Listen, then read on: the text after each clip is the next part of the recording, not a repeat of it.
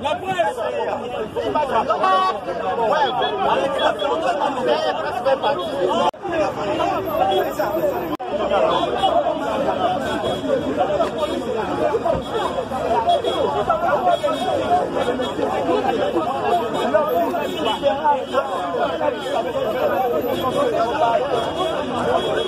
Montons au créneau et adressons notre mémoire incarnant les aspirations de notre combat en particulier et celui du Congolais en général. Depuis le 30 décembre 2018, le peuple congolais s'est rendu aux urnes pour se choisir un président. Malgré un pilotage erratique et chaotique du processus électoral, débouchant sur une escalade de réactions positives et négatives, des résultats publiés par la CENI, confirmés par la Cour constitutionnelle, faisant de vous le nouveau premier président de l'alternance pacifique et historique de la République démocratique du Congo. Cela étant, vous incarnez la lueur d'espoir du changement de tout un peuple.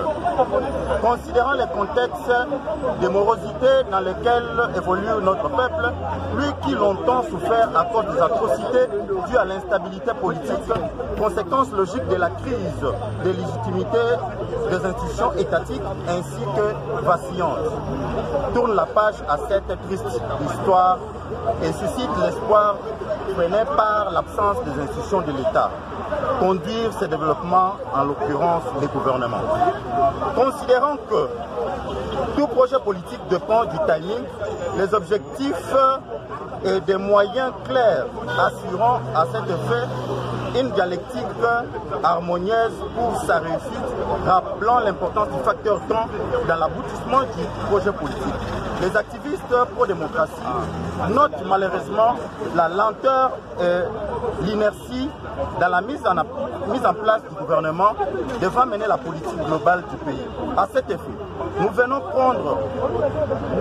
de perdre plus de 6 mois, soit un dixième du quinquennat de l'actuel chef de l'État. Soucieux du bien-être de nos patriotes et du développement de la nation, incarné par les combats menés par Os, père de l'indépendance, pionnier et modèle de cette lutte dont les activistes des mouvements citoyens pour démocratie en font le prolongement. En qualité de défenseur des intérêts du peuple congolais, qui est le souverain primaire, exigeons la sortie imminente du gouvernement, outil indispensable pour l'exécution du programme des chefs de l'État. Ne pas accéder à un bref délai à notre requête viserait un manque de respect pour le peuple, un aveu d'échec et d'irresponsabilité manifeste, tout en sachant que le blocage actuel ferait guidé par des intérêts politiques partisans et non l'idée de l'intérêt général. Nous vous plaçons devant vos responsabilités et des aveux populaires en cas d'entendement. À la lutte! À la lutte! À la lutte! À la lutte! À la lutte! À la lutte! Que vive la nation! Le peuple gagne toujours! Le peuple gagne toujours! Le peuple gagne toujours! Le peuple gagne toujours! Le peuple gagne toujours! Voulons est-ce que la jeunesse soit vraiment représentée au nouveau gouvernement.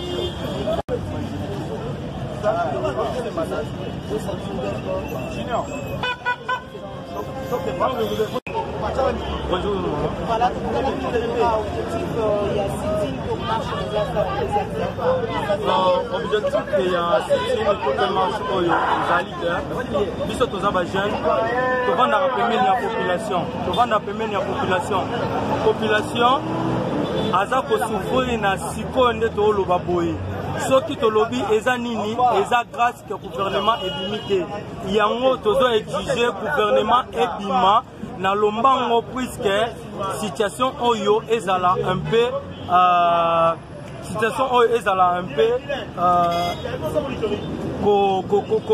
population à se retrouver na niveau oyo azalango na souffrance.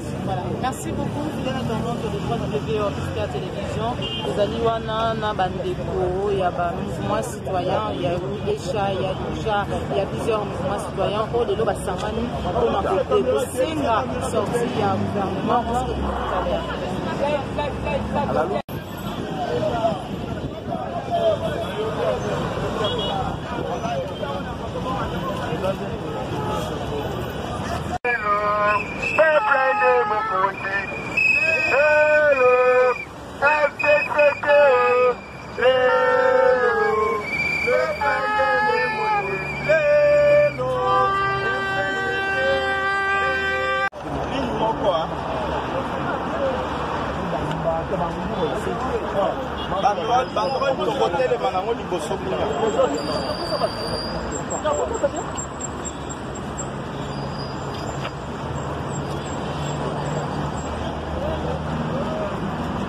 Voilà, direction Nabino, Bozo Kendewa, Petokuta Nabino, vous allez comme marché, objectif à marche d'abord et puis direction Bozo Kendewa.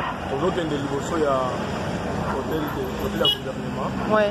Bozo Kendewa, ça, président Mboka, là, bah, au bazar, pouvoir, il y a une sélection gouvernement qui est non. Il est temps, parce que le mandat, il y a Félix, à 60 mois. 60 mois, à ça consommer déjà un dixième de la mandat. Nous avons taille le monde qui est dans le monde, les athées, le monde qui est dans le monde, la confiance, il y a des Congolais, parce que faut qu'on ait mon amour Félix, ça veut dire par exemple, mon non, dans le banda Mboka, Basala Gambo, ce qui pays tel, au monde appelé, dans le gouvernement, Miko le Belé.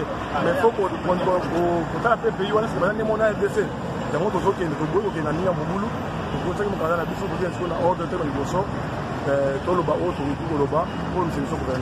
Merci beaucoup. Voilà, objectif il y a marche tout city il y a les Zanine.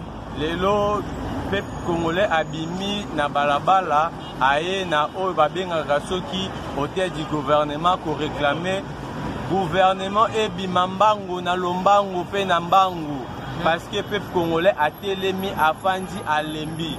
Gouvernement et lobby qui non bango bakosala bango kuna peuple à comprendre que non bato baza kuna pona ko négocier baza ko négocier ba partage na bango gato alors que ba bosani population dans là depuis ba banda qui yango déjà 6 mois yango toujours dans 7 mois mais baza ko sala le côté pona peuple congolais yango peuple congolais à collaboration na ba activiste ba lobby que non de rotika la boyeke to bimali banda na balabala pour que to réclamer ba droit na biso. Parce que là depuis le gouvernement bandit. Dans la minute où nous avons un chef de l'État, Yemoko, Azako Bimisa Bafon, Yemoko, Azako contrôler le marché, Yemoko, Azol Kaba partenaire, donc Yemoko n'a mis tout Azako ça la nyonso, alors que le peuple congolais Azako s'est retrouvé. Parce que tout est bloqué. Jusqu'à maintenant, on te dit non, c'est non, tout ça la mbango pour que le peuple congolais a se retrouvé à Mélamon, Maï, Azopima, Moyen, Roulia, Tama, Lipa.